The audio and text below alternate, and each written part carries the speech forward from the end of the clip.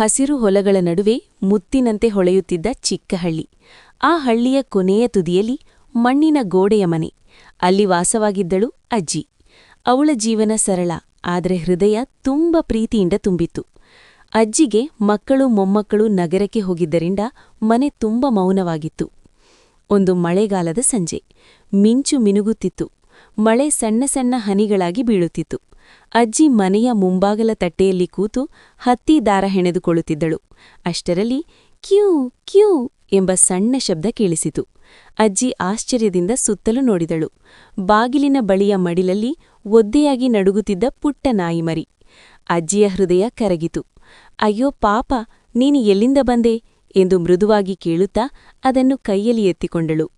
ನಾಯಿಮರಿ ಕಣ್ಣನ್ನು ಎತ್ತಿ ನೋಡಿತು. ಆ ಕಣ್ಣುಗಳಲ್ಲಿ ಭಯವೂ ನಂಬಿಕೆಯೂ ಬೆರೆತು ಕಾಣುತ್ತಿತ್ತು.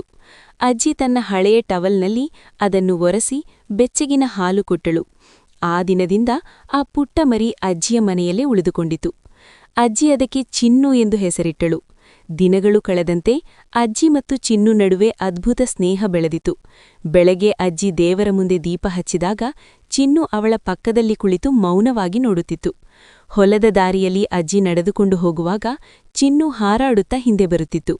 ಹಳ್ಳಿಯ ಮಕ್ಕಳಿಗೆ ಅಜ್ಜಿ ಮತ್ತು ಚಿನ್ನು ಒಂದು ಸುಂದರ 3D ಕಾರ್ಟೂನ್ ದೃಶ್ಯದಂತಿದ್ದರು. ಬಿಸಿಲಿನಲ್ಲಿ ಹೊಳೆಯುವ ಹಸಿರು, ಮಣ್ಣಿನ ಮನೆ ಮತ್ತು ಪ್ರೀತಿಯಿಂದ ತುಂಬಿದ್ದ ಇಬ್ಬರು ಸ್ನೇಹಿತರು. ಒಂದು ದಿನ ಅಜ್ಜಿ ಅನಾರೋಗ್ಯದಿಂದ ಹಾಸಿಗೆಯಲ್ಲೇ ಮಲಗಿಬಿಟ್ಟಳು. ಮನೆಯೊಳಗೆ ಮೌನ ತುಂಬಿತು. ಚಿನ್ನು ಅಜ್ಜಿಯ ಬಳಿಯಿಂದ ಕದಲಲೇ ಇಲ್ಲ. ಅವಳು ಕಣ್ಣು ತೆರೆದಾಗ ಚಿನ್ನು ಮೃದುವಾಗಿ ಅವಳ ಕೈ ಮೇರೆ ತಲೆಯಿಡುತ್ತಿತ್ತು. ಅಜ್ಜಿ ದುರ್ಬಲವಾಗಿ ನಗುತ್ತಾ, ನೀನು ಇದ್ದೀಯಲ್ಲ, ನನಗೆ ಏನೂ ಆಗೋದಿಲ್ಲ ಎಂದು ಹೇಳುತ್ತಿತ್ತು. ಆ ರಾತ್ರಿ ಮಳೆ ಮತ್ತೆ ಶುರುವಾಯಿತು. ಚಿನ್ನು ಬಾಗಿಲ ಬಳಿಯಲ್ಲಿ ಕುಳಿತು ಹೊರಗೆ ನೋಡುತ್ತಿತ್ತು, ಯಾರನ್ನೋ ಕಾಯುವಂತೆ. ಬೆಳಗ್ಗೆ ಹಳ್ಳಿಯವರು ಅಜ್ಜಿಯನ್ನು ನೋಡಲು ಬಂದರು. ಅಜ್ಜಿ ನಿಧಾನವಾಗಿ ಚೇತರಿಸಿಕೊಳ್ಳುತ್ತಿದ್ದಳು.